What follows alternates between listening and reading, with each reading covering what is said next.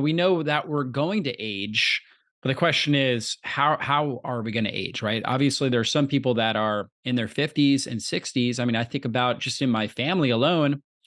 Um, on my side, my mom, she's a naturopath. She's in her early 70s. She's still seeing clients, has tons of energy. She has chickens. She's out in her farm. She's working all the time. And then, another family member is in her late 50s and dealing with early cognitive decline, struggling with her weight, fatty liver disease, stage 3 kidney problems, right? And so 15 years younger, and yet having all these different health problems. So both of them are aging, but obviously one is aging more successfully than another. And so what are the things that are impacting how we're aging? Yeah, well, I think the first thing that we really can stand to benefit from is this idea that humans are an open energetic system.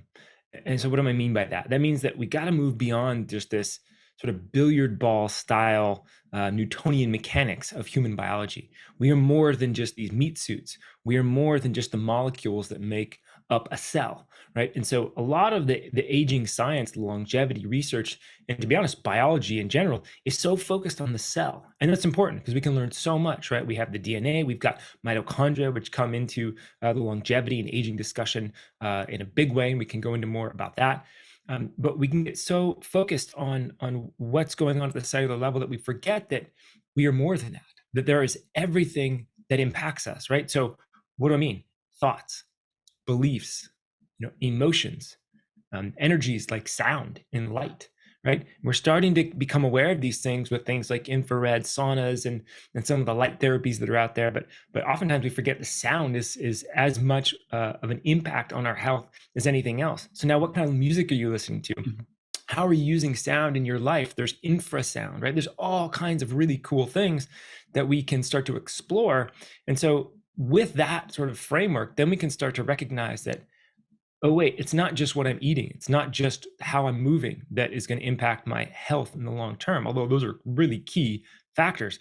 It is everything in my environment, right? And this becomes a big, I guess, realization that I think eventually one recognizes. If you plant an apple tree in December in northern Alberta, good luck, right? Probably Mhm. not going to work very well. Why? Because the environment's not right. The timing is not right. Nothing wrong with the apple seed, right? Nothing wrong with the apple that you're planting. Nothing wrong with your technique, perhaps. The soil might be in pretty good shape, but the environment itself, the timing is off. And so now we start to look at, okay, the environment matters, right? And so for humans, um, everything in our environment is worthy of investigation. Who are we surrounding ourselves with, right? What are the thoughts and beliefs and ideas that are entering?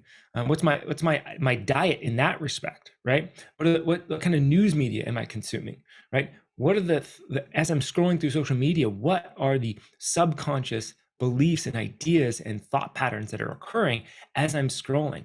I'm not as good as that person. Wow, look at what they're doing. I could never do that. Oh, she's this way and that way, right? These are all impacting our biology, right? And so a lot of the longevity research, a lot of the health sciences are really focused on, like I said, diet, when to eat, how much to eat, what to eat, really, really critical. And in my book, I talk about that in a big way, right? Because it is really, really important.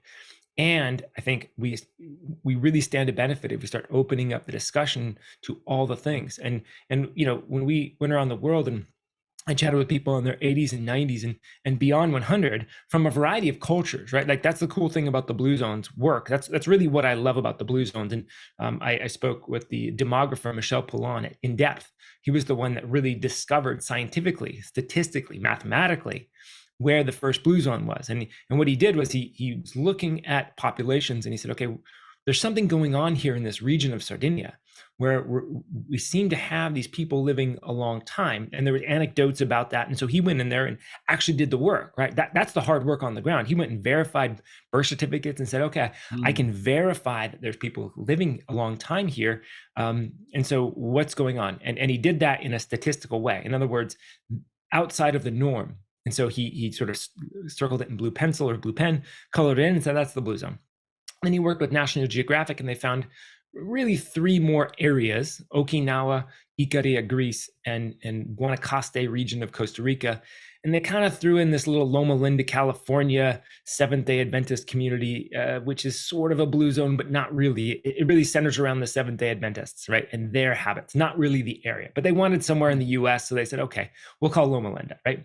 So they found these areas, totally different cultures, and that's the brilliance of that work, is that now we can start to look and see what they're doing. And one of the things that you realize when you speak with these people in these regions, and really anywhere that are in their 80s, 90s, 100s, is that they have a fundamental belief in God.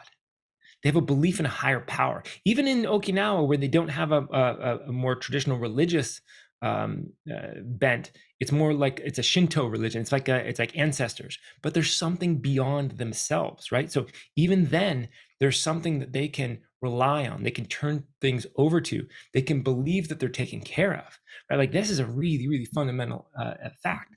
The other aspect that you find is that they have a really good sense of connection. And so, one of the things that people talk about in longevity, even in the Blue Zones work, they talk about community.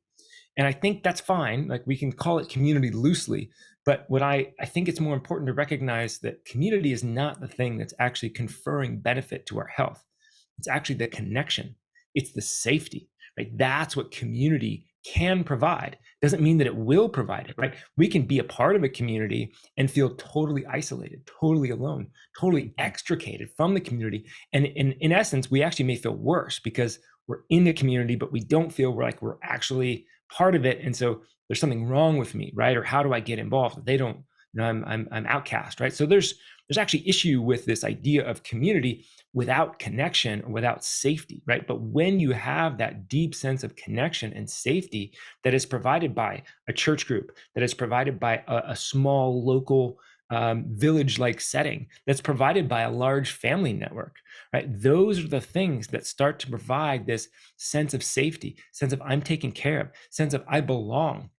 And when you have those thoughts, beliefs, and ideas ingrained in you, embedded within you from the early ages, then your biology starts to recognize safety. Your nervous system has a set point that is relaxed, that is in this rest and digest mode on a continuous basis. Now, look, we can do things like breath work and meditation and prayer and all these beautiful things and binaural beats, and we have all this cool technology that massage, right? Like, all these things can get us into a parasympathetic rest and digest healing mode.